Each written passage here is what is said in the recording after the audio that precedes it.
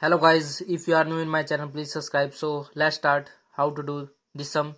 X is equal to, this is nothing but we know that 1 by a's power m minus m is equal to a's power m. This is the property of inverse, so I will put there. So this is nothing but x square, when I can write here x square as this term. So what is this?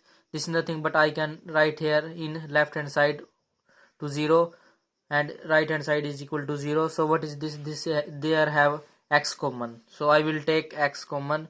1 minus x is equal to 0, and after that we will use x is equal to 0 and 1 minus x also is equal to 0.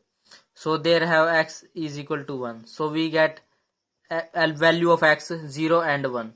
So now I will solve this sum by this type of property.